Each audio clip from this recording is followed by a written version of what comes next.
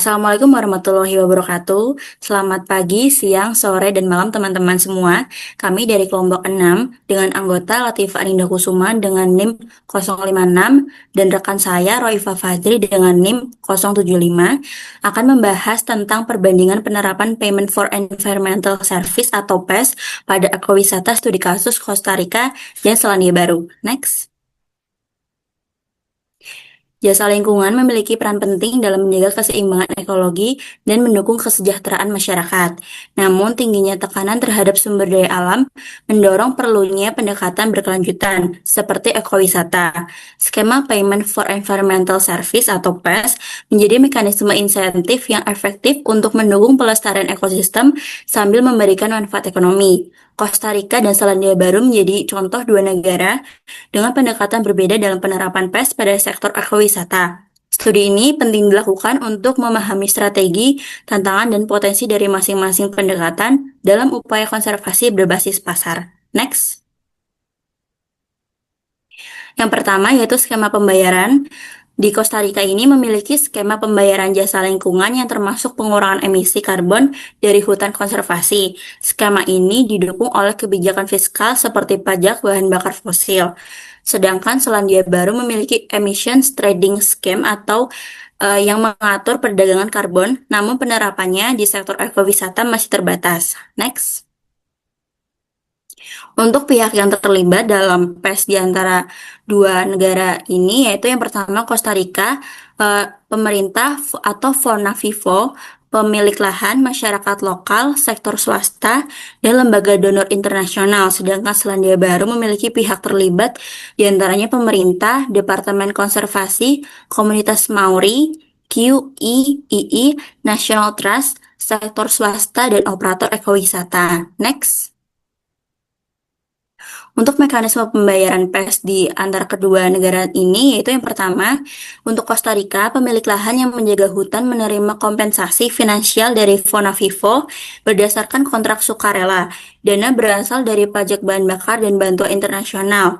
Verifikasi dan pemantauan dilakukan secara berkala. Sedangkan untuk Selandia Baru, pembayarannya melalui dana pemerintah dan kemitraan komunitas adat. Perjanjian sukarela jangka panjang dengan dukungan teknis dan finansial. ETS berfokus pada sektor besar. Ekowisata masih memerlukan pengembangan mekanisme khusus. Next.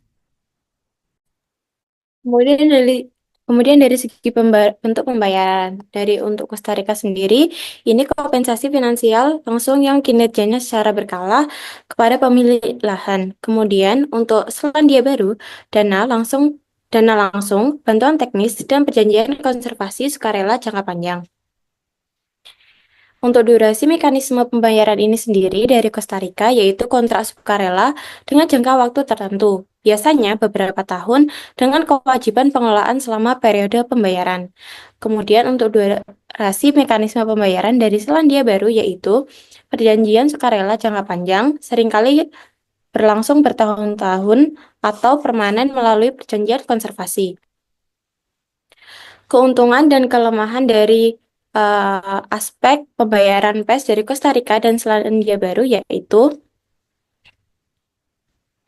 untuk yang pertama dari segi keuntungan dari Costa Rica sendiri itu insentif PES, partisipasi luas, perlindungan hutan efektif. Untuk Selandia Baru, integrasi nilai budaya, pemberdayaan masyarakat adat, dan konservasi keberlanjutan. Untuk kelemahannya sendiri dari Costa Rica, yaitu ketergantungan pada dana pemerintah, distribusi manfaat belum merata. Kemudian untuk Selandia Baru, implementasi PES di ekowisata terbatas, regulasi, dan insentif. Kemudian tipe program ekowisata.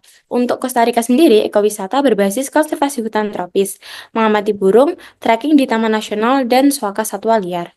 Untuk Selandia Baru sendiri, ekowisata berbasis budaya dan alam, termasuk pelestarian hutan adat Maori, wisata vulkanik, dan program pelestarian burung giwi. Kesimpulan dari kedua studi komparatif skema Payment for Environmental Service PES dapat disimpulkan bahwa Costa Rica menunjukkan keunggulan dalam hal penerapan sistem insentif langsung dan penguatan kelembagaan yang mendukung keberlanjutan program. Sementara itu, Selandia Baru menonjolkan melalui integrasi budaya lokal, khususnya nilai-nilai Maori, serta penerapan model konservasi berbasis komunitas yang kuat. Perbedaan pendekatan ini mencerminkan bahwa efektivitas program PES tidak hanya bergantung pada aspek finansial dan kelembagaan, tetapi juga pada kearifan lokal dan pemberdayaan komunitas.